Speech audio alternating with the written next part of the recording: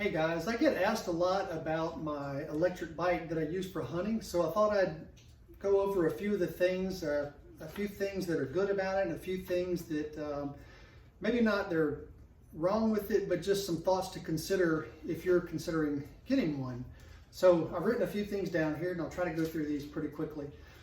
So there's really 4 or 5 major points that I like about electric bike. In this case, mine, as you can see, is a Quiet Cat. Mine's actually one of the older versions. They're actually better now. But one of the things about these electric bikes, the first item on my list here, is they are very quiet. You can pretty much go through the woods almost silently. The second item is that they are very quick. This bike on flat ground will go 22 miles an hour, which is fast on the road, but in the woods, you never want to go that fast. These things will go faster than you're able to drive them, especially in the woods where you're on rough terrain. So very, very fast, quick. The third item here is, and this is one of my favorites, is that they leave little to no scent trail. You go by the deer, by your woods so fast that there's essentially no scent left at all. And that's, to me, that's huge. Being quiet and being scent free is probably the 2 biggest things, the 2 biggest reasons I like it. The next thing is it doesn't scare deer. I don't know if you've ever noticed, if you're like me, anytime a four-wheeler goes by, a side-by-side, especially four-wheelers, they seem to spook deer. I can ride by on my Kubota tractor and sometimes deer will just stop and watch me go by. The big Kubota tractor, the diesel engine, for whatever reason, does not seem to scare the deer. It's very similar with these bikes. They just don't scare deer. I'll sometimes ride by and I may see a doe standing off in the woods 30 yards, 20 yards, and they just stand and watch you ride by as long as you don't stop. If you just cruising by, they just watch. So it really doesn't scare deer. What's the next thing? Oh yeah, many miles per charge. So I charge, again, mine's an old bike. It doesn't hold a charge like it used to. My brother's got a newer one, which is much better in a lot of respects, but I charge mine maybe 2 or 3 times a hunting season. I can, and I'm not riding it on real hilly terrain, so it's not being really ridden hard, but these things will hold a charge for a long time. I think they say like 19 miles. Don't quote me on that. I don't remember exactly, but it's a long time. So I'll end up charging mine a couple of times a hunting season. And to show you, to charge it, it's just real simple. You've got your regular 110 wall socket plug, and the other end is a very small plug that just plugs into a port on the bike. It takes about, I don't know, maybe 8 to 12 hours to get a full charge, and you're good to go. So that's kind of the main pointers of the things that I really like about this bike. So let me talk a little about some other considerations. First of all, these bikes, they come in many varieties, but 2 main varieties is something called a hub drive and a mid drive. But if you can see, let me get my camera, pull it in close where you can see. My bike is what we call a mid drive. And so if you can see, so this is my sprocket, this is the motor, this big piece right here, this is the motor that drives it. So the motor turns the sprocket up in front here, which drives the chain, which drives the rear. Okay, so that's a mid drive in the middle of the bike. Between the front and back tires in the middle of the bike, there's a motor. So that's a mid drive. Now, in contrast, there's something called a hub drive. The hub drive has the electric motor at the rear wheel, at the rear hub back here, instead of in the middle of the bike here. And that's key. For example, if your chain comes off, or worse than that, your chain breaks, and you have a mid-drive, then your bike is no longer powered because your mid-drive is driving your front sprocket here, and if your chain breaks, you've got no power to drive your back tire. So that's a disadvantage of having a mid-drive. If you have a hub drive, The hub drive on the rear tire, if you break your chain, it's no big deal. You still have power going to your rear hub. Your bike will still be motorized and go.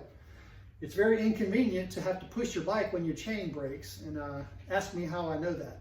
So if I had it to do over again, I would have a rear drive. Now you will read where they will tell you that you don't get as much torque on a rear drive, or a hub drive, as you do a mid drive.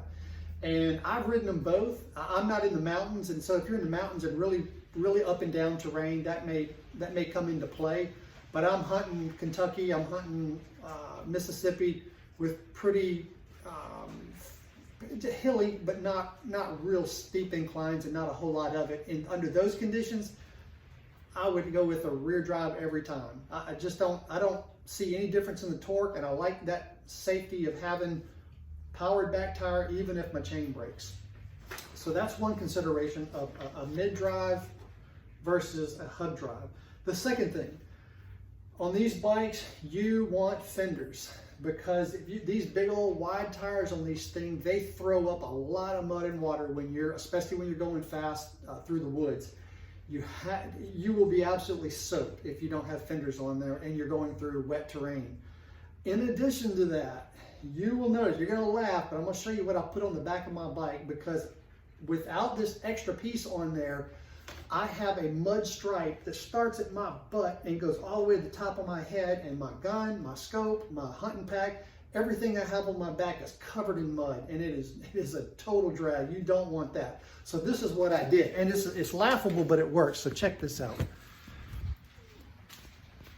Okay, so let me get where you can see this. Okay, so I have my fender right here on the back of the bike. I've also got this little, I don't know, some kind of a little carriage thing that you mount on the bike. It's for like a backpack or something, I guess. But I took a piece of plastic and I extended it off of this thing, just sticking out here in the back. It's just, and that blocks the mud from getting all over me. The problem with these bikes, and this is a Quiet Cat, I don't know if the other manufacturers have the same problem, they weren't smart enough to extend the fender back far enough to keep the mud from splattering all up your back. So you have to add something, do something to it to keep this mud from just getting all over you. So it's my my way of solving a problem, and it works just fine. I don't think I'm gonna do anything else because it works so well. Actually, I made good use of an old political sign sticking in somebody's yard. I cut a piece off of it, and it's not the paper kind, it's the plastic kind. It's kind of corrugated plastic, so it bends a little. It stays on there good. The water doesn't hurt it. So I made good use of a political sign. It works out great. So that's another thought. Next one here. Okay, so some people will remove the gears. So this bike and all these bikes are geared, and this one's got, I think, 8 gears. But when you're going through the woods, sometimes sticks come up, they get caught in the derailleur, they'll bend the derailleur. You just having these gears, these little derailleurs, it just lends itself to problems. Just stuff happens. So some guys have decided to eliminate the gears altogether and just make it a single drive. They took off all the gears, they took off the derailleur, and they just had a modification done to the bike, so it's a single gear bike. I thought about doing that. I haven't done it yet, but I might still do that. But anyway, that's something to think about, whether you want gears on the bike or not. And again, I don't think you can get one of these without gears, but it's something that you might consider changing if you get one later on. Next item, where are we here? They're expensive. Yeah, they're expensive. So depending on what brand you get and what model you get, you can spend anywhere from about $2,500 to $5,000 on these bikes pretty easy for good ones. And there's a lot of manufacturers now. There didn't used to be.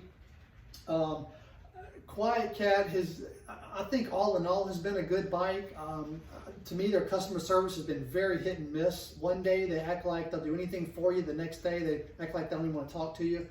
I'm not really a big fan of Quiet Cat. If I had it to do over, I definitely would look around at some other brands. I'm not sure what I would do, but it's a quality bike. It's a well-built bike. It's been around pretty much longer than all the others for hunting purposes. So it's a tried and true. So the Quiet Cat's good. I think the Rambler, and I forget, there's probably 5 or 6 other brands. So look around, look at the prices, and look at how they're rated. I know I saw a 2021 or 2020 rating of top e-bikes for hunting, and Quiet Cat wasn't even in the top 3. It was like number 5 or 6, something like that. And different versions, different models of the Quiet Cat were. Let's see, I think that's pretty much it. Oh, so yeah, I didn't have it on my list, but there is one other thing I want to show you. So what irritates me about a Quiet Cat bike is that when I first got it, it wasn't all that quiet, and I had to do some things to it to make it quiet. So here's what I'm talking about. For example, these fenders are very flimsy, as you can see here. So when I'm riding over rough terrain, this thing's flapping and it's coming up and hitting against this metal part of the bike, and it's making a noise. And when I go through the woods, I spent a lot of money on the quiet bike. I want that to be quiet. I want to go through the woods and not make any sound. So what I did is ended up taking a piece of foam, and I've taped, let me bring it in closer where you can see. So I have taped this foam here so that as the fender comes up to it, I hope you can see that. I'm trying to hold this. So when this fender bounces against it, let me turn the wheel a little bit here. There we go. So as this fender bounces, now it's bouncing against this quiet foam, and I hope you can see that. As it bounces against this quiet foam, it doesn't hardly make any noise. So that's one. The other issue, the back fender.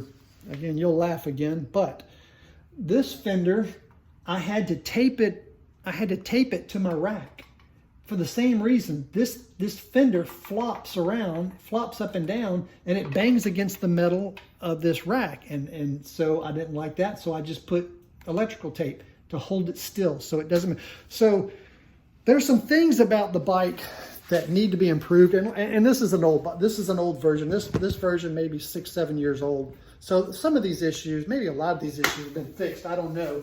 My brother has a little bit different version of the bike, and I know when he got his is maybe 2 or 3 years old. Some of these issues were still not fixed. So anyway, that's kind of a quick rundown on the Quiet Cat bike and kind of e-bikes, e-hunting bikes in general. Overall, I love them. I wouldn't want to hunt without them in the type of places that I hunt. So I hope that answers some of your questions. If you have more questions I didn't answer, or have some comments you want to make, just leave them in the comments down below.